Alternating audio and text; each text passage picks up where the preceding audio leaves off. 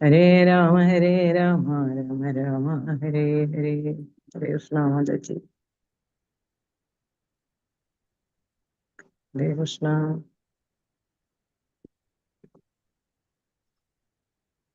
ഹരേ കൃഷ്ണ മാതാജി. ഹരേ കൃഷ്ണ മാതാജി. ഹരേ കൃഷ്ണ. പ്രണാമം മാതാജി. പ്രണാമം മാതാജി. ഹരേ കൃഷ്ണ മാതാജി. പ്രണാമം. ഹരേ കൃഷ്ണ. പ്രണാമം മാതാജി. ഹരേ കൃഷ്ണ. പ്രണാമം മാതാജി. പ്രണാമം മാതാജി. ഹരേ കൃഷ്ണ. കൃഷ്ണ പ്രണാമം മാതാജി. ചലശലാകയാ ചക്ഷുർമീലിതം യേന തസ്മൈ പ്രണാമം മാതാജി. ശ്രീചൈതന്യമനോഭീഷ്ടം സ്ഥാപിതം യേന ഭൂതലേ സ്വയം ഉപഗതാമഹ്യം ദദാതി സ്വാപദാന്തികം. വന്ദേഹം ശ്രീഗുരോ ശ്രീയുതപദകമലം ശ്രീഗുരുൻ വൈഷ്ണവാംശ ശ്രീരൂപം സാഗ്രജാതം സഹഗണ രഘുനാഥാന്വിതം തം സജീവം സാദ്വൈതം സാവധൂതം പരിജനസഹിതം കൃഷ്ണ ചൈതന്യദേവം ശ്രീരാധാ കൃഷ്ണ പാദാൻ സഹഗണ ലളിതാ ശ്രീ വിശാഖാന്വിതം നമോ വിഷ്ണുപാദായ കൃഷ്ണപൃഷ്ഠായ ഭൂതലേ ശ്രീമതേ ഭക്തിവേദാന്ത സ്വാമി ഇതി നാമിനെ. നമസ്തേ സാരസ്വതേ ദേവേ ഗൗരവാണി പ്രചാരിണേ നിർവിശേഷ ശൂന്യവാദി പാശ്ചാത്യ ദേശതാരിണേ. വാഞ്ചാകൽപതരൂപസ്യ കൃപാ സിന്ധുഭ്യേവ ച പതിതാനാം പാവനേഭ്യോ വൈഷ്ണവേഭ്യോ നമോ നമഃ. ഹേ കൃഷ്ണ കരുണാ സിന്ധോ ദീനബന്ധോ ജഗത്പദേ ഗോപേശ ഗോപികാ കാന്ത രാധാകാന്ത നമോസ്തുതേ. തപ്ത കാഞ്ചന ഗൗരംഗി രാധേ വൃന്ദാവനേശ്വരി വൃഷഭാനുസുതേ ദേവി പ്രണമാമി ഹരിപ്രിയേ. ജയ ശ്രീകൃഷ്ണ ചൈതന്യ പ്രഭു നിത്യാനന്ദ ശ്രീ അദ്വൈത ഗദാധര ശ്രീവാസാദി ഗൗരഭക്തവൃന്ദ. ഹരേ കൃഷ്ണ കൃഷ്ണ കൃഷ്ണ ഹരേ ഹരേ ഹരേ രാമ രാമ രാമ ഹരേ ഹരേ.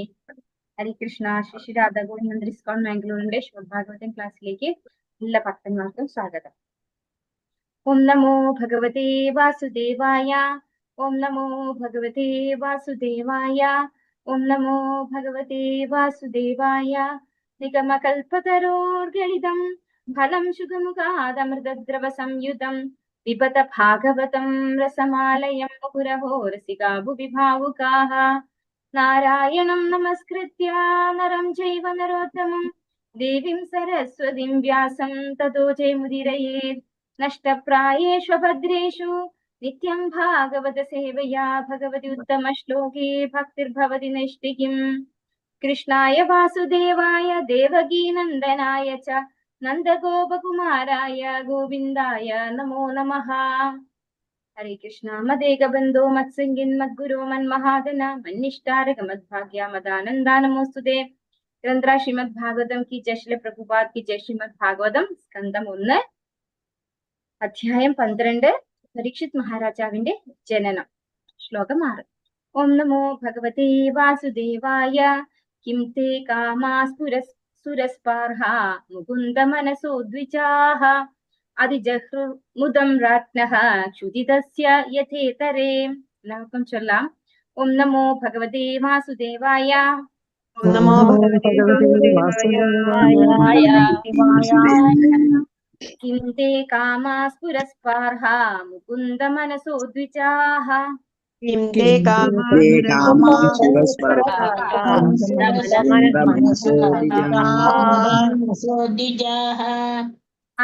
അതിജഹ്രുർമുദം രാജ്ഞഃ ക്ഷുദിതസ്യ യഥേതരേ.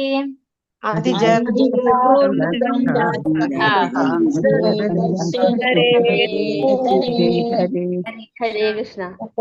കിം എന്തിനു വേണ്ടി തേ അവയെല്ലാം കാമാഹ ഇന്ദ്രിയാസ്വാദന വിഷയങ്ങൾ സുര സ്വർഗലോകവാസികളുടെ സ്പാർഹാഹ അഭിലാഷങ്ങൾ മുകുന്ദ മനസ്സഹ മുമ്പ് തന്നെ ഈശ്വര അവബോധമുള്ള ഒരുവന്റെ ദ്വിജാഹ ഹേ ബ്രാഹ്മണരെ അതിജഹ്രുഹു സംതൃപ്തനാക്കാൻ കഴിയുക മുദം ആമോദം രാജ്ഞഃ രാജാവിന്റെ ക്ഷുദിതസ്യ വിശക്കുന്നവന്റെ യഥാ അതുപോലെ തന്നെ ഇതരെ മറ്റു വിഷയങ്ങൾ വിവർത്തനം ഭാവട്ടം. എസി ഭക്തി വേദാന്ത സ്വാമി പ്രഭുപാദ് കി ജയ്. ഹേ ബ്രാഹ്മണരെ സ്വർഗലോകവാസികൾ പോലും അതിനെ അഭിലഷിച്ചിരുന്ന തരത്തിൽ മോഹിപ്പിക്കുന്നതായിരുന്നു രാജാവിന്റെ ഐശ്വര്യം. എന്നാൽ അദ്ദേഹം ഭഗവത് സേവനത്തിൽ നിമഗ്നനായിരുന്നതിനാൽ ഭഗവത് സേവനം ഒഴികെ മറ്റൊന്നിനും തന്നെ അദ്ദേഹത്തെ തൃപ്തിപ്പെടുത്താൻ കഴിഞ്ഞിരുന്നില്ല. അപ്പോ ശൗനകാദി മഹർഷിമാര് പരീക്ഷിത് മഹാരാജാവിന്റെ ജനനത്തെ കുറിച്ച് അന്വേഷിക്കുകയാണ് സൂത ഗോസ്വാമിയോട് അല്ലെ. അദ്ദേഹത്തിന് എല്ലാം അറിവുണ്ട്. അതുകൊണ്ട് പരീക്ഷിത് മഹാരാജാവിനെ കുറിച്ച് എന്തിനാണ് ശൗനകാദി മഹർഷിമാര് ചോദിക്കുന്നത്? ഭഗവാന്റെ ശുദ്ധ ഭക്തനാണ് അല്ലെ. അത്രയും ആ ഒരു ആസന്ന മൃത്യു വന്ന സമയത്ത് ജലപാനം പോലും ഉപേക്ഷിച്ച് ഗംഗാതീരത്ത് വന്നിരുന്ന് തന്റെ രാജ്യവും ഭാര്യയും മക്കളെയും ഒക്കെ ഉപേക്ഷിച്ച് എല്ലാം വേണ്ട ത്യജിച്ചുകൊണ്ടാണ് പരിപൂർണമായിട്ട് ഭഗവത് ധ്യാനത്തില് ഭഗവാനെ കുറിച്ച് കേൾക്കാൻ നിരതനായിരുന്നത് ആര്? പരീക്ഷിത് മഹാരാജാവ്. അങ്ങനെയുള്ള പരീക്ഷിത് മഹാരാജാവ് ഭഗവാന്റെ ശുദ്ധ ഭക്തനാണ്. അങ്ങനെ ശുദ്ധ ഭക്തന്മാരെ കുറിച്ച് കേൾക്കുന്നത് ഭഗവാനെ കുറിച്ച് കേൾക്കുന്നതിന് തുല്യമാണ്. അത്ര തന്നെ നമ്മളെ മുക്താത്മാവാക്കി മാറ്റാൻ പ്രാപ്തമായിട്ടുള്ള ഒന്നാണ് ഭഗവാന്റെ ഭക്തന്മാരെ കുറിച്ച് കേൾക്കുന്നത്. അപ്പൊ അതുകൊണ്ടാണ് ശൗനകാദി മഹർഷിമാര് സുത ഗോസ്വാമിയോട് ചോദിക്കുന്നത് പരീക്ഷിത് മഹാരാജാവിനെ കുറിച്ച് അറിയണമെന്ന്. അപ്പൊ പരീക്ഷിത് മഹാരാജാവിനെ കുറിച്ച് പറയാൻ തുടങ്ങുമ്പോൾ യുധിഷ്ഠിര മഹാരാജാവിന്റെ രാജ്യത്തെ കുറിച്ചാണ് നമ്മൾ കേട്ടു അല്ലെ. നേരത്തെയുള്ള ശ്ലോകത്തിൽ എന്താ പറഞ്ഞത്? സർവ്വ ഐശ്വര്യങ്ങളും കൊണ്ട് യജ്ഞങ്ങളൊക്കെ ചെയ്തു, എല്ലാ ഐശ്വര്യങ്ങളും എല്ലാം ഒത്തിണങ്ങിയ രാജാവായിരുന്നു യുധിഷ്ഠിര മഹാരാജാവ്. സ്വർഗലോകവാസികൾക്ക് തുല്യം, അവരുടെ അടുത്ത് അവർക്ക് തുല്യമായിട്ട് കണക്കാക്കാൻ അവർ തയ്യാറായിരുന്നു. അത്രയും സ്വർഗത്തിൽ പോലും യശസ് ഉണ്ടായിരുന്നു ആർക്ക്? യുധിഷ്ഠിര മഹാരാജാവിന്. അത്തരത്തിലുള്ള ഒരു രാജ്യഭരണമാണ്. സ്വന്തം മക്കളെ എന്ന പോലെയാണ് അദ്ദേഹം പ്രജകളെ ഒക്കെ പറഞ്ഞു കഴിഞ്ഞാൽ മനുഷ്യരെ മാത്രമല്ല, നമ്മൾ കണ്ടു അല്ലെ, മൃഗങ്ങൾ ഉൾപ്പെടെ എല്ലാവരെയും സംരക്ഷിച്ചിരുന്നു യുധിഷ്ഠിര മഹാരാജാവ്. അപ്പൊ ഇവിടെ പറയാണ്, ഈ ബ്രാഹ്മണരെ സ്വർഗലോകവാസികൾ പോലും അതിനെ അഭിലഷിച്ചിരുന്ന തരത്തിൽ മോഹിപ്പിക്കുന്നതായിരുന്നു രാജാവിന്റെ ഐശ്വര്യം. അപ്പോ അവിടെ കോമ്പീറ്റൻസി വരികയാണ് അല്ലെ. നമ്മള് ഇവിടത്തെക്കാൾ ഐശ്വര്യം സ്വർഗത്തിലാണെന്ന് പറഞ്ഞാണ് ഇവിടെ നല്ല കർമ്മങ്ങൾ ചെയ്തുകൊണ്ട് സ്വർഗത്തിൽ പോകാനിരിക്കുന്നത്. അപ്പോ ഇവിടെ യുധിഷ്ഠിര മഹാരാജാവിന്റെ ഭരണസമയത്ത് സ്വർഗത്തെ പോലെ ഒരുപക്ഷെ അതിനേക്കാൾ ഉപരിയായിട്ട് ഐശ്വര്യപൂർണമായിരുന്നു ആ രാജ്യം. അതുകൊണ്ട് തന്നെ അവർക്ക് മോഹം തോന്നുന്ന വിധത്തിലോ ഇവിടെ യുധിഷ്ഠിര മഹാരാജാവിന്റെ രാജ്യത്ത് വന്ന് നിൽക്കുന്നതാണ് സ്വർഗത്തിൽ ഇരിക്കുന്നതിനേക്കാൾ നല്ലത് എന്ന് തോന്നുന്ന രീതിയിലായിരുന്നു രാജാവിന്റെ ഐശ്വര്യം. എന്നാൽ അദ്ദേഹം ഭഗവത് സേവന നിമഗ്നനായിരുന്നതിനാൽ ഭഗവത് സേവനം ഒഴികെ മറ്റൊന്നിനും തന്നെ അദ്ദേഹത്തെ തൃപ്തിപ്പെടുത്താൻ കഴിഞ്ഞിരുന്നില്ല. അപ്പൊ ഈ ഭൗതികമായ ഐശ്വര്യങ്ങൾ ഒന്നും തന്നെ രാജാവിന് സന്തോഷം കൊടുത്തില്ല. പിന്നെ എന്താണ് സന്തോഷം കൊടുത്തത്?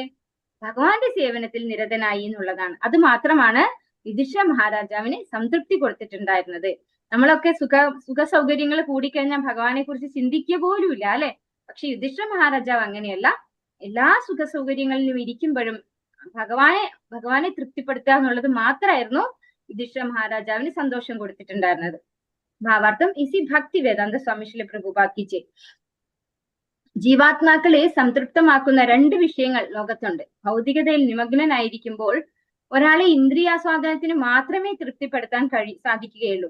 അതേസമയം ഭൗതിക ഗുണങ്ങളുടെ ബദ്ധാവസ്ഥയിൽ നിന്ന് മുക്തനാകുമ്പോൾ ഭഗവത് സംതൃപ്തിക്കായി പ്രേമയുധ സേവനം അനുഷ്ഠിക്കുന്നതിലൂടെ മാത്രമേ അയാൾ സംതൃപ്തനാകുകയുള്ളൂ. അപ്പോ ഭൗതികതയിൽ മാത്രം മുഴുകി നിൽക്കുന്ന ഒരു ജീവാത്മാവിനോട് അല്ലെങ്കിൽ ഒരു വ്യക്തിയോട് നമ്മൾ ഭഗവാന്റെ സേവനം ചെയ്യാൻ പറഞ്ഞു കഴിഞ്ഞാൽ ആ വ്യക്തിക്ക് ഒട്ടും തന്നെ താല്പര്യം ഉണ്ടാവില്ല അല്ലെ.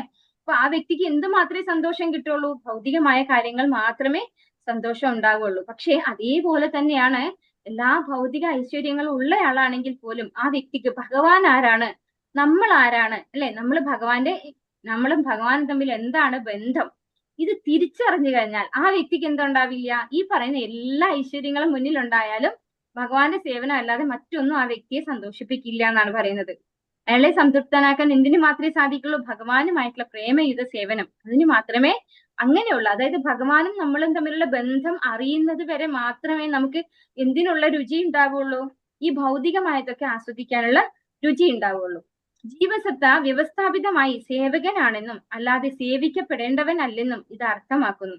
ബഹിരംഗ ശക്തിയുടെ ഉപാധികളാൽ വ്യാമോഹിതനാകുന്ന ഒരാൾ താൻ സേവിക്കപ്പെടേണ്ടവനാണെന്ന് തെറ്റായി ധരിക്കുന്നു. എന്നാൽ യഥാർത്ഥത്തിൽ അവൻ സേവിക്കപ്പെടേണ്ടവനല്ല. തന്റെ ഇന്ദ്രിയങ്ങൾ, കാമം, ലോഭം, ക്രോധം, മോഹം, ഗർവ്, മതം, അസഹിഷ്ണുത എന്നിവയുടെ സേവകനാണ്. അപ്പൊ നമ്മൾ ആരെയാണ് സേവിക്കുന്നത്? നമ്മൾ ഏതെങ്കിലും വ്യക്തിയല്ല സ്നേഹിക്കുന്നത് അല്ലെ. നമ്മൾ ഇവരെയൊക്കെയാണ്. ഏതൊക്കെയാണ്? തന്റെ ഇന്ദ്രിയങ്ങൾ, കാമം, ലോഭം അല്ലെ. നമ്മൾ സേവിക്കുന്നത് ഇവരെയൊക്കെയാണെന്നാണ് പറയുന്നത്. നമ്മൾ ഭൗതികതയിലാണെങ്കിൽ നമ്മൾ സേവിക്കുന്നത് നമ്മുടെ ഇന്ദ്രിയങ്ങളെയാണ്, നമ്മുടെ ആഗ്രഹങ്ങൾ, കാമം, ലോഭം, അത്യാഗ്രഹം അല്ലെ. പലതും ഇനിയും നേടണം എന്നുള്ള അത്യാഗ്രഹം, ക്രോധം, മോഹം, ഗർവ്, മതം, അസഹിഷ്ണുത ഇവയുടെയൊക്കെ സേവകരായിട്ടാണ് നമ്മൾ മാറുന്നത്. നമ്മളാണ് സേവിക്കപ്പെടേണ്ടവൻ എന്ന് വിചാരിച്ചു കഴിഞ്ഞാൽ ഇതിന്റെയൊക്കെ സേവകരായി നമ്മൾ മാറുകയാണ് ചെയ്യുന്നത് എന്നാണ് പറയുന്നത്. നമ്മളെ ആര് കൺട്രോൾ ചെയ്യും? എന്തുകൊണ്ടാണ് അവരുടെ സേവകരാണെന്ന് പറയുന്നത്? ഈ പറയുന്ന കാര്യങ്ങളൊക്കെ നമ്മളെ കൺട്രോൾ ചെയ്യും. നമ്മൾ ഈ ഭൗതികതയിലായിരിക്കുമ്പോൾ നമ്മളെ ഇന്ദ്രിയങ്ങൾ നല്ല രുചിയുള്ള ആഹാരം കഴിക്കണം, നല്ല കാഴ്ചകൾ കാണണം, നല്ല പാട്ട് കേൾക്കണം, ഇതൊക്കെ നമ്മളെയാണ് കൺട്രോൾ ചെയ്യുന്നത്. നമ്മൾ വിചാരിക്കും നമ്മൾ ആസ്വദിക്കുകയാണെന്ന്, പക്ഷെ ശരിക്കും നമ്മൾ ആ ഇന്ദ്രിയങ്ങളുടെയും അതുപോലെയുള്ള എല്ലാറ്റിന്റെയും, അതായത് കാമക്രോധ ലോഭ മോഹാദികളുടെ ഒക്കെ അടിമയായിട്ട് മാറുകയാണ് ചെയ്യുന്നത്. ഇവരുടെയൊക്കെ സേവകനായിട്ട് മാറുന്നു. ആത്മീയ ജ്ഞാനപ്രാപ്തിയിലൂടെ ഒരാൾ യുക്തമായ ബോധത്തിലായിരിക്കുമ്പോൾ താൻ ഭൗതിക ലോകത്തിന്റെ യജമാനനല്ലെന്നും വെറും ഇന്ദ്രിയങ്ങളുടെ സേവകനാണെന്നും തിരിച്ചറിയുന്നു. ആ സമയം ഭഗവത് സേവനത്തിനായി അയാൾ യാചിക്കുകയും അപ്രകാരം ഭൗതിക ആനന്ദം എന്ന് വിശേഷിപ്പിക്കപ്പെടുന്നതിൽ വ്യാമോഹിതനാകാതെ സന്തോഷവാനായി തീരുകയും ചെയ്യുന്നു. അപ്പോൾ നമ്മൾ ഒരുപാട് ഭൗതികമായി ആസ്വദിച്ചു കഴിഞ്ഞ് ഒരു ദിവസം നമ്മൾ തിരിച്ചറിയാണ് ഭഗവാനും നമ്മളും തമ്മിലുള്ള ആ ഒരു ബന്ധം, അല്ലെ? നമ്മുടെ യഥാർത്ഥ ധർമ്മം സവൈ പുംസാം പരോ ധർമ്മോ യഥോ ഭക്തി രഥോക്ഷജെ അഹൈതുകി അപ്രതിഹത ഏയാത്മാ സുപ്രസീദതി. ഇതാണ് നമ്മുടെ ഒരേ ഒരു കർമ്മം എന്ന് തിരിച്ചറിഞ്ഞു കഴിഞ്ഞാൽ അപ്പോഴെന്താ സംഭവിക്കുക? ഭഗവാനോട് യാചിക്കുകയാണ് ചെയ്യുന്നത്, അല്ലെ? നമ്മുടെ സിറ്റുവേഷൻസ് ഭയങ്കര റിവേഴ്സൽ ആയിരിക്കും. ഇപ്പൊ ശരിക്കും പറഞ്ഞാൽ കൃഷ്ണാബോധയിൽ വന്നിരിക്കുന്ന പലരും അനുഭവിക്കുന്നുണ്ടാവും ഈ ഒരു ബുദ്ധിമുട്ട്. അതായത് നമ്മൾക്ക് തിരിച്ചറിയുന്നു നമ്മൾ ശരിക്കും ചെയ്തത് തെറ്റായിപ്പോയി, ഇത്രയും കാലം ഇന്ദ്രിയാസ്വാദനത്തിൽ മുഴുകി ജീവിച്ചത് തെറ്റായിപ്പോയി, ഇനിയുള്ള ജീവിതം ഭഗവാന് സേവനമായിട്ട് ചെയ്യണം എന്ന് പറയുമ്പോൾ വീട്ടിൽ ഒരുപാട് പ്രോബ്ലംസ് ആണ് വരിക. എപ്പോഴും ഭക്തി ചെയ്യുന്നു, അല്ലെ? ഭയങ്കര ബുദ്ധിമുട്ട് വരും ചിലപ്പോ. അപ്പൊ അങ്ങനെ വരുമ്പോൾ നമ്മൾ എന്ത് ചിന്തിക്കും? നമ്മൾ ബുദ്ധിമുട്ട് വന്നു, ഇനി വേണ്ട, നിർത്താം എന്ന് വിചാരിക്കില്ല, അല്ലെ? കാരണം എന്തുകൊണ്ടാണ്? നമുക്ക് മനസ്സിലായി ഇനി നമ്മൾ ഇത് നിർത്തിക്കഴിഞ്ഞാൽ വീണ്ടും ഇത് തന്നെ ഇനി ഒരു ജന്മം വന്ന് വീണ്ടും അനുഭവിക്കണം എന്നുള്ളത് നമുക്ക് ബോധ്യായി. അപ്പൊ എന്ത് ബുദ്ധിമുട്ടിലും നമ്മൾ എന്ത് ചെയ്യും? ഭക്തിയുത സേവനം ചെയ്യും. അങ്ങനെ ഭക്തിയുത സേവനത്തിനായി അയാൾ യാചിക്കുകയും അപ്രകാരം ഭൗതിക ആനന്ദം എന്ന് വിശേഷിപ്പിക്കപ്പെടുന്നതിൽ വ്യാമോഹിതനാകാതെ സന്തോഷവാനായി തീരുകയും ചെയ്യുന്നു. അപ്പോൾ ഭഗവാന്റെ സേവനം മാത്രമാവും ആ വ്യക്തിക്ക് സന്തോഷപ്രദം. അങ്ങനെ യാചിക്കാൻ തുടങ്ങും, അല്ലെ? എനിക്ക് ഒന്ന് ഭഗവാന്റെ സേവനത്തിൽ എന്നെ കൂടെ ഉൾപ്പെടുത്തണേന്ന് യാചിക്കും ആ വ്യക്തി. മഹാരാജാവ് യുധിഷ്ഠിരൻ മുക്താത്മാക്കളിൽ ഒരാളായിരുന്നു. ആകയാൽ ബൃഹത് സാമ്രാജ്യത്തിലോ ഉത്തമയായ പത്നിയിലോ ആജ്ഞാനുവർത്തികളായ ഭ്രാതാക്കളിലോ സന്തുഷ്ടരായ പ്രജകളിലോ സമ്പൽ സമൃദ്ധമായ ലോകത്തിലോ അദ്ദേഹത്തിന് ആഹ്ലാദം ഉണ്ടായിരുന്നില്ല. അപ്പൊ ഇതൊക്കെ അദ്ദേഹത്തിന് ഉണ്ടായിരുന്നു. എന്താണ്? വലിയ സാമ്രാജ്യം, അല്ലെ? ബൃഹത് സാമ്രാജ്യം എന്ന് പറഞ്ഞു കഴിഞ്ഞാൽ ലോകം മുഴുവൻ അയാളുടെ യുധിഷ്ഠിരന്റെ കീഴിലായിരുന്നു. ഉത്തമയായ പത്നി ഉണ്ടായിരുന്നു, ആജ്ഞാനുവർത്തികളായ ഭ്രാതാക്കൾ, ജ്യേഷ്ഠൻ എന്ത് പറഞ്ഞാലും ചെയ്യാൻ തയ്യാറായിക്കൊണ്ട് 4 പേരുണ്ടായിരുന്നു, അല്ലെ? ഭ്രാതാക്കളായിട്ട്. സന്തുഷ്ടരായ പ്രജകൾ, രാജാവിന്റെ സദ്ഭരണം കാരണം പ്രജകളൊക്കെ വളരെ സന്തോഷത്തിലായിരുന്നു. സമ്പൽ സമൃദ്ധമായ ലോകം. അപ്പൊ ഇതൊക്കെ എല്ലാ ഐശ്വര്യങ്ങളും നിറഞ്ഞ ഈ ലോകത്തിലൊന്നും അദ്ദേഹത്തിന് സന്തോഷം തോന്നിയില്ല. ഭഗവാന്റെ ഭക്തിയുത സേവനം മാത്രമായിരുന്നു അദ്ദേഹത്തിന് സന്തോഷമായിരുന്നത്. ഇവയ്ക്കായി ഭക്തൻ അഭിലഷിക്കുന്നില്ലെങ്കിൽ പോലും ഈ അനുഗ്രഹങ്ങളൊക്കെ ശുദ്ധ ഭക്തനെ താനേ അനുഗമിക്കുന്നു. ഇതിൽ പ്രസ്താവിച്ചിരിക്കുന്ന ഉദാഹരണം തികച്ചും ഉചിതമാകുന്നു. വിശന്നിരിക്കുന്ന ഒരാളെ ഭക്ഷണത്തിനൊഴികെ മറ്റൊന്നിനും തൃപ്തിപ്പെടുത്താൻ കഴിയുകയില്ല. അപ്പോൾ നമുക്ക് നല്ല വിശപ്പാണ് വരുന്നതെങ്കിൽ നമുക്ക് നല്ല പാട്ടോ അല്ലെങ്കിൽ നല്ലൊരു സിനിമയോ ഓണാക്കി തന്നാൽ നമുക്ക് അതിൽ താല്പര്യം ഉണ്ടാവില്ല, അല്ലെ? നന്നായി വിശക്കുന്നുണ്ടെങ്കിൽ അതിൽ ആസ്വദിക്കാൻ പറ്റില്ല. അതുപോലെ ഭഗവാന്റെ ഒരു ശുദ്ധ ഭക്തന് ഭഗവാന്റെ ഭക്തി ഒഴികെ മറ്റൊന്നിനോടും ആസക്തി ഉണ്ടാവില്ല എന്നാണ് ഉദാഹരണമായിട്ട് ഇവിടെ പറഞ്ഞിരിക്കുന്നത്. ഇവിടെ മറ്റൊരു കാര്യം കൂടെ പറയുന്നു. ഇത് ഭഗവാന്റെ ഭക്തന്മാർക്ക് അനുഗ്രഹമായിട്ട് ഭഗവാൻ തന്നെ കൊടുക്കുന്നതാണ്. പക്ഷെ കൊടുത്താലും അവരെന്ത് ചെയ്യുന്നില്ല? അതില് അലിഞ്ഞു പോകുന്നില്ല, അല്ലെ? അതിലങ്ങോട്ട് എൻഗേജ്ഡ് ആയി പോകുന്നില്ല. ഭഗവാന്റെ ശുദ്ധ ഭക്തന്മാർ അങ്ങനെയാണ്. പക്ഷെ ഭക്തിയിൽ എത്തിയിട്ടില്ലാത്ത ഒരു ഭക്തനിൽ നിന്ന് ഇതുപോലുള്ള ഐശ്വര്യങ്ങൾ ഭഗവാൻ എടുക്കുകയും ചെയ്യും. ഇപ്പൊ ഭക്തി തുടങ്ങിയിട്ടേ ഉള്ളൂ, അത്ര ഭഗവാനെ വിശ്വാസം വന്നിട്ടില്ല, എന്നാൽ ആ ഭക്തൻ ഒരു ശുദ്ധ ഭക്തനായി മാറാനുള്ള സാധ്യത മുഴുവനുണ്ട് എന്ന് ഭഗവാന് മനസ്സിലായി കഴിഞ്ഞാൽ, ഭഗവാൻ ഭഗവത്ഗീതയിൽ പറയുന്നു, വേദാഹം സമതീതാനി വർത്തമാനാനി ച അർജുന ഭവിഷ്യാണി ച ഭൂതാനി മാം തു വേദാന കശ്ചന. അപ്പൊ തന്റെ ഭക്തനായി വരേണ്ട ഒരാൾക്ക് ഭൗതികമായ ഐശ്വര്യം കിട്ടിയാല് അദ്ദേഹം അതില് അമഗ്നനായിട്ട് ഭക്തി മറന്നു പോവും എന്ന് മനസ്സിലാവുകയാണ് ഭഗവാനെങ്കില് ആ വ്യക്തിക്ക് ഭഗവാൻ ഭൗതികമായ ഐശ്വര്യം കൊടുക്കില്ല. എന്നാൽ അങ്ങനെ തെറ്റ് പറ്റില്ല എന്നുള്ള ആ ഒരു ഭക്തന് തന്റെ ഭക്തി, കാരണം എന്തുകൊണ്ടാണ്? ഒരു അമ്മ എന്താ ചിന്തിക്കുക? ഒരിക്കലും തന്റെ കുട്ടി തന്നിൽ നിന്ന് അകന്നു പോകാതിരിക്കാൻ ചിന്തിക്കും, അല്ലെ? അതുപോലെ ഭഗവാന്റെ ശാശ്വതാംശങ്ങളാണ് നമ്മളൊക്കെ. അപ്പൊ നമ്മൾക്ക് ഭൗതികമായ ഐശ്വര്യങ്ങൾ തന്നാൽ നമ്മൾ ഭഗവാനിൽ നിന്ന് അകന്നു പോകുമെന്ന് തിരിച്ചറിഞ്ഞു കഴിഞ്ഞാൽ ഭഗവാൻ അത് തരില്ല. എന്നാൽ അതേസമയം എന്തൊക്കെ തന്നെ കിട്ടിയാലും നമ്മൾ ഭഗവാനെ വിടില്ല എന്ന് ഭഗവാന് ബോധ്യം വന്നു കഴിഞ്ഞാൽ ഭഗവാൻ അത് ഭക്തന് കൊടുക്കുകയും ചെയ്യും. അങ്ങനെയാണ് നമ്മള് ഭക്തന്മാരായിട്ടുള്ള ചിലര് നല്ല റിച്ച് ആയിട്ട് കാണാം, ചിലര് പുവർ ആയിട്ട് കാണാം, അല്ലെ?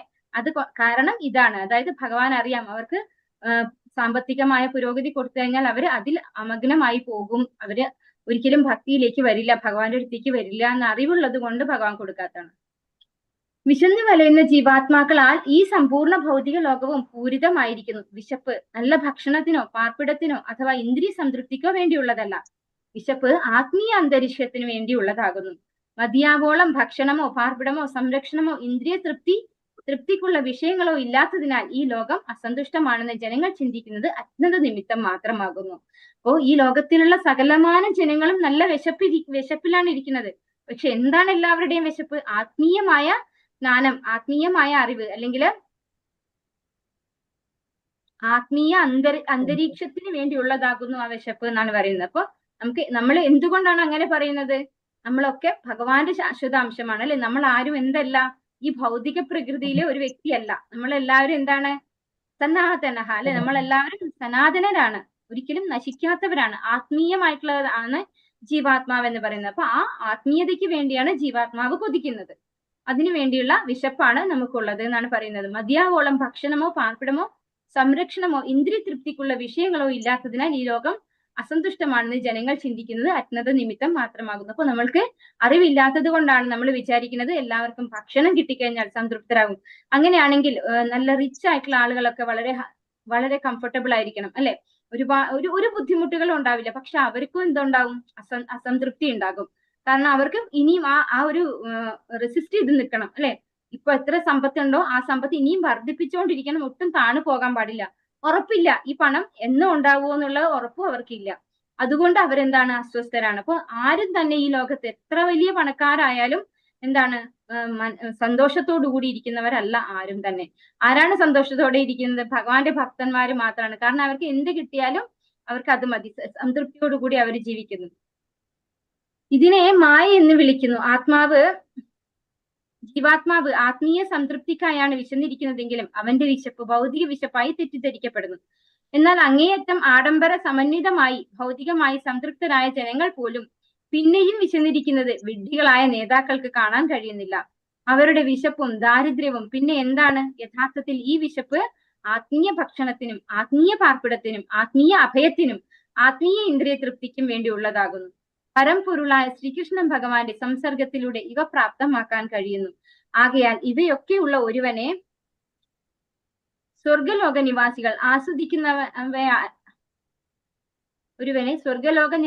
ആസ്വദിക്കുന്നവയായാലും ഭൗതിക ലോകത്തിലെ ഭക്ഷണമെന്നും പാർപ്പിടമെന്നും രക്ഷയെന്നും ഇന്ദ്രിയാസ്വാദനമെന്നും വിശേഷിപ്പിക്കപ്പെടുന്നവയാൽ ആകർഷിക്കാൻ കഴിയുകയില്ല.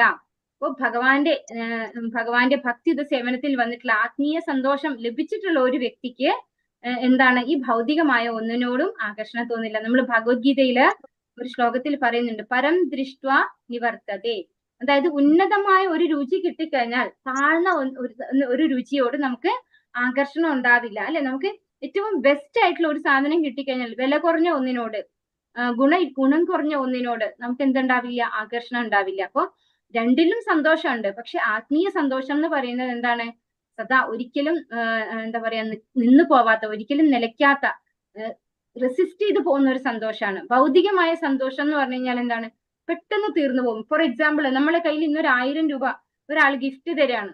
കിട്ടുമ്പോൾ നമുക്ക് നല്ല സന്തോഷം ഉണ്ടാവും. അത് തീർന്നു കഴിയുമ്പോഴത്തേക്കും ആ സന്തോഷം തീർന്നു പോകും. അത്രേ ഉള്ളൂ ഈ ഭൗതികമായ സന്തോഷം എന്ന് പറയുന്നത്. പക്ഷെ ആധ്യാത്മികമായത് അങ്ങനെയല്ല. അത് കംപ്ലീറ്റ് ആയിട്ട്, അതായത് എപ്പോഴും നിലനിന്ന് പോകുന്ന ഒന്നാണ്, നഷ്ടപ്പെട്ടു പോകുന്ന ഒന്നല്ല. ആകയാൽ ഭഗവത്ഗീത 8:16 ഭഗവാനാൽ ഉദ്ഘോഷിക്കപ്പെടുന്നത് എന്തെന്നാൽ, ഭൂമിയിലെ കണക്ക് കൂട്ടലുകൾ അനുസരിച്ച് അനേകം ദശലക്ഷം വർഷങ്ങൾ ഗുണീഭവിച്ചു ആയുസ്സുള്ള പ്രപഞ്ചത്തിലെ അത്യുന്നത ലോകമായ ബ്രഹ്മലോകത്തിൽ പോലും ഒരുവന് തന്റെ വിശപ്പിനെ സംതൃപ്തനാക്കാൻ കഴിയുകയില്ല. ബ്രഹ്മലോകത്തിനുപരിയായി അതിവിദൂരതയിലുള്ള ആത്മീയ ആകാശത്തിൽ പ്രാപ്തമാകുന്ന അനശ്വരതയിൽ തന്റെ ഭക്തർക്ക് മുക്തിയുടെ അതീന്ദ്രിയ ആനന്ദം പ്രദാനം ചെയ്യുന്ന ഭഗവാൻ മുകുന്ദന്റെ സംസർഗത്തിൽ ജീവാത്മാവ് അവസ്ഥിതനാകുമ്പോൾ മാത്രമേ ഇത്തരം വിശപ്പിനെ സംതൃപ്തനാക്കാൻ കഴിയുകയുള്ളൂ. നമ്മള് ബ്രഹ്മലോകം വരെ പോയാലും ആ ബ്രഹ്മ ഭുവന ലോക പുനരാവർത്തിനോർജുന എന്നാണ് പറയുന്നത്, അല്ലെ?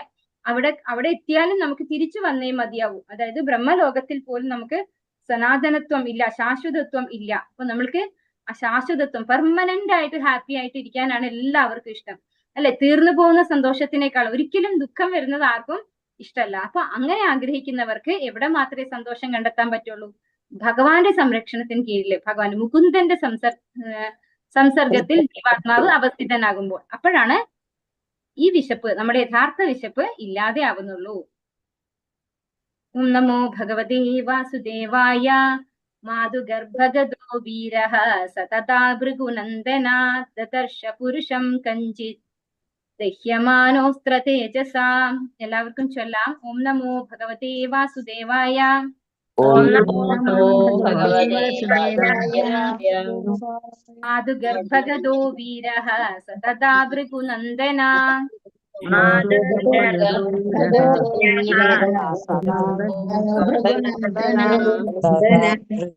ദദർശ പുരുഷം കഞ്ചിത് ദഹ്യമാനോസ്ത്ര തേജസാ.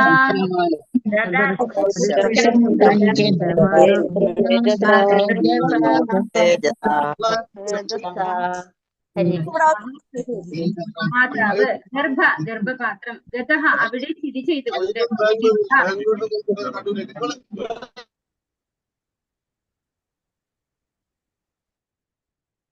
വീരഃ മഹായോദ്ധാവ് സ ബാലനായ പരീക്ഷിത്ത് തഥാ അപ്പോൾ ഭൃഗുനന്ദന ഹേ ഭൃഗുനന്ദന ദദർശ കാണാൻ കഴിഞ്ഞു പുരുഷം പരമപുരുഷ ഭഗവാൻ കഞ്ചിത് മറ്റൊരുവനെ പോലെ ദഹ്യമാനഃ ജ്വലനത്താൽ ക്ലേശിക്കുന്ന അസ്ത്ര ബ്രഹ്മാസ്ത്രം തേജസ താപം. വർത്തനം ഭാവാർത്ഥം AC ഭക്തി വേദാന്ത സ്വാമിശ്രീ പ്രഭുപാദ് की नीचे. ഹേ ഭൃഗുനന്ദന ശൗനകൻ, മഹായോദ്ധാവായ പരീക്ഷിത്ത് തന്റെ മാതാവായ ഉത്തരയുടെ ഗർഭപാത്രത്തിൽ ശിശുവായിരിക്കുമ്പോൾ അശ്വത്ഥാമാവിനാൽ പ്രയോഗിക്കപ്പെട്ട ബ്രഹ്മാസ്ത്രത്തിന്റെ ദഹിപ്പിക്കുന്ന താപത്താൽ ക്ലേശിച്ചിരുന്നപ്പോൾ പരമപുരുഷനായ ഭഗവാൻ തന്റെ നേർക്ക് വന്നണയുന്നത് അദ്ദേഹത്തിന് ദർശിക്കുവാൻ കഴിഞ്ഞു.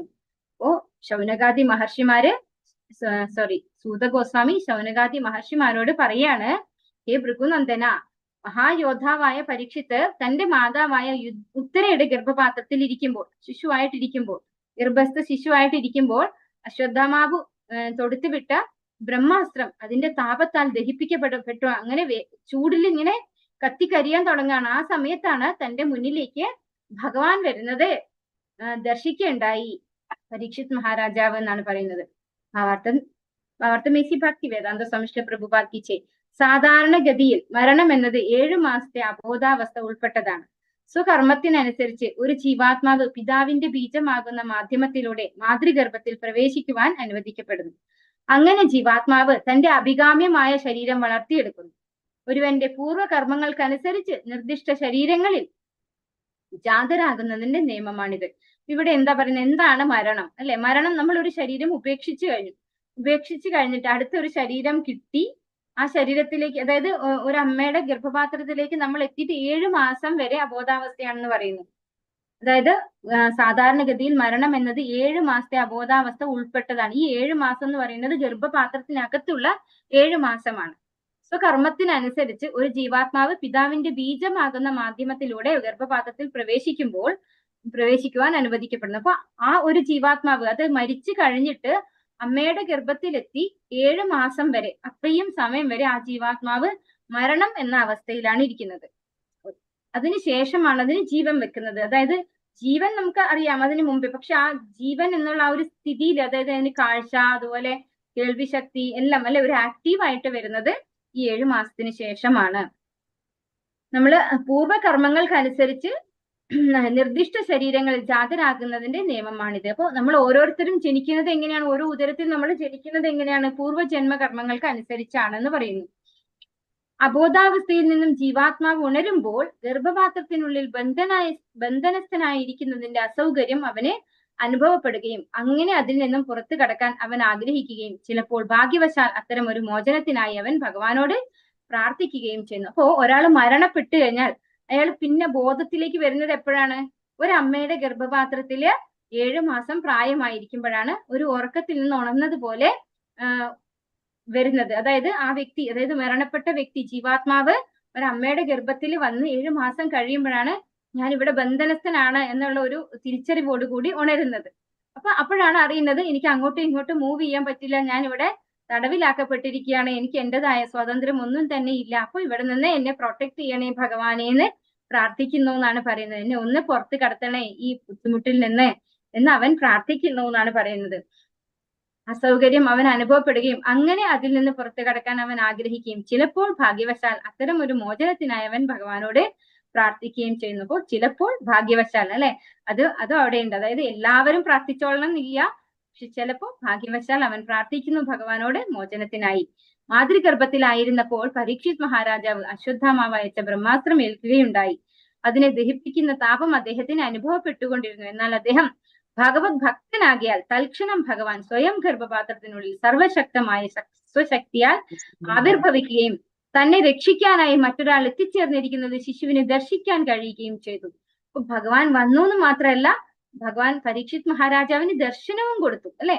അത് എല്ലാവർക്കും കിട്ടുന്ന ഒരു സൗഭാഗ്യമല്ല. ഭഗവാൻ എല്ലാവരെയും പ്രൊട്ടക്ട് ചെയ്യുന്നുണ്ട്. പക്ഷെ ആർക്കാണ് ദർശിക്കാൻ കഴിയുക ഭഗവാനെ? ഭഗവാന്റെ ഭക്തന്മാർക്ക് മാത്രമാണ്. അപ്പോ പരീക്ഷിത് മഹാരാജാവ് ഒരു ഭക്തനായതുകൊണ്ടാണ് ഗർഭപാത്രത്തിൽ ഭഗവാൻ വന്ന് പ്രൊട്ടക്ട് ചെയ്തതും ആ പ്രൊട്ടക്ട് ചെയ്യുന്ന സമയത്ത് അദ്ദേഹത്തിന് ദർശനം നൽകിയതും. നൈസർഗികമായി മഹായോദ്ധാവായതിനാൽ ആ നിസ്സഹായ അവസ്ഥയിൽ പോലും അസഹ്യമായ ആ താപത്തെ ശിശുവായ പരീക്ഷത്തിന് സഹിക്കുവാൻ കഴിഞ്ഞു.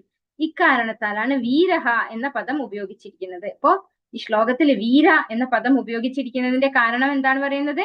അദ്ദേഹം ആ ഒരു താപം, അതായത് അശ്വത്ഥാമാവ് അയച്ച ആ അസ്ത്രത്തിന്റെ താപം സ്വയം സഹിച്ചുകൊണ്ടിരിക്കുകയായിരുന്നു. അപ്പോഴാണ് ഭഗവാൻ അതിനുള്ളിൽ അവതരിക്കുന്നതും അതുപോലെ ദർശനം കൊടുക്കുന്നു. പരീക്ഷിത് മഹാരാജാവിന് ഭഗവാന്റെ ദർശനം കൊടുക്കുന്നു. ഓം നമോ ഭഗവതേ വാസുദേവായ. അങ്കുഷ്ടമാത്രമമലം സ്ഫുരത്പുരടമൗലിനം അഭിവ്യദർശനം ശ്യാമം തടിദ്വാസ സമച്യുതം. എല്ലാവർക്കും ചൊല്ലാം. ഓം നമോ ഭഗവതേ വാസുദേവായ.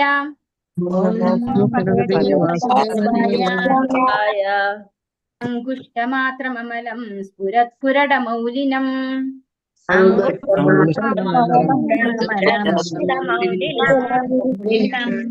അഭിവ്യദർശനം ശ്യാമം സമച്യുതം.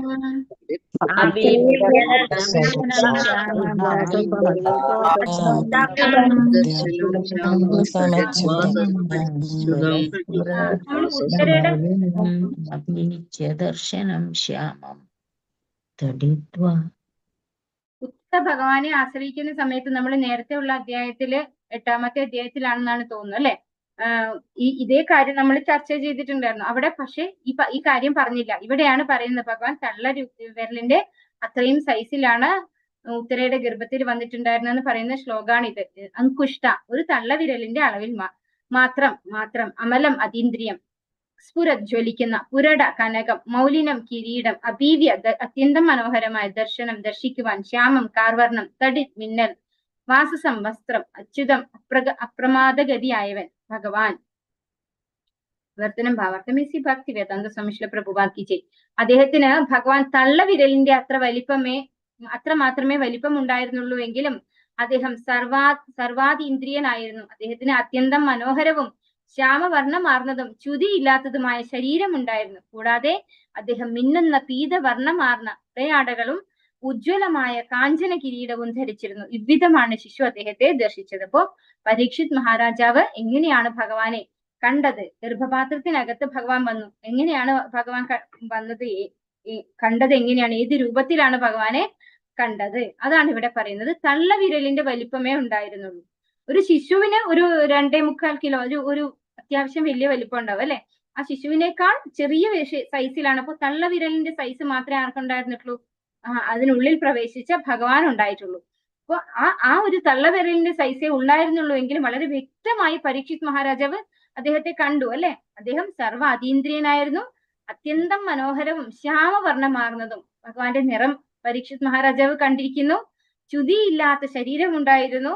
കൂടാതെ അദ്ദേഹം മിന്നുന്ന പീതവർണ്ണമാർന്ന ഉടയാടകളും നല്ല മഞ്ഞ പട്ട് വസ്ത്രം ധരിച്ചിട്ടുണ്ടായിരുന്നു. ഉജ്ജ്വലമായ കാഞ്ചന കിരീടം, തലയിൽ കിരീടം വെച്ചിട്ടുണ്ടായിരുന്നു.